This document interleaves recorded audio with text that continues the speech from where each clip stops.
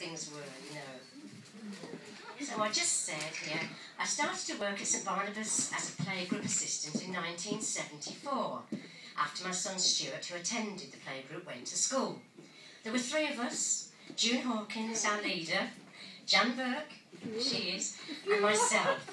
As I lived locally, I used to get into work quite early, very excited with my new job, and always singing a little, until one morning I heard, "Must you?" June was not a morning person, obviously, so we generally set the toys out in silence after that. But I had a lovely 6 years, with a few incidents, when we baked the mice, nesting in the back of the oven, during one of Jan's baking sessions with the children. Then changes came. June went to the office as fundraiser, Jan to Clifton Playgroup, while I remained at St Barnabas. I was asked to get another helper, and that's when Marlene Horan-Clancy, who's with us tonight, joined us, and whose daughter Alison had been in our playgroup, and Alison's here as well. Then came Mary Kearns to assist me after St Martin's playgroup closed down. So Marlene went to Jan at Burke at Clifton. We just kept going round and round, didn't we? Through all these years, Jan, the girls from Clifton Church Road's playgroup, and myself met each month for a meal, and we still do, except for our beloved Mavis.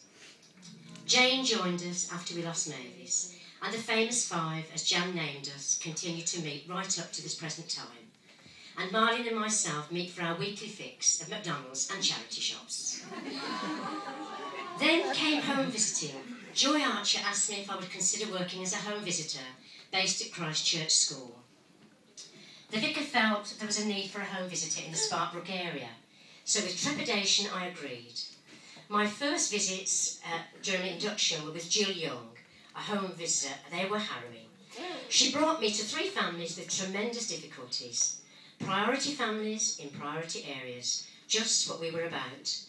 Well, I didn't think I would ever be able to do this job, especially when on the last visit, sitting up in her pram about a year old, was a beautiful baby girl with rusks all over her face.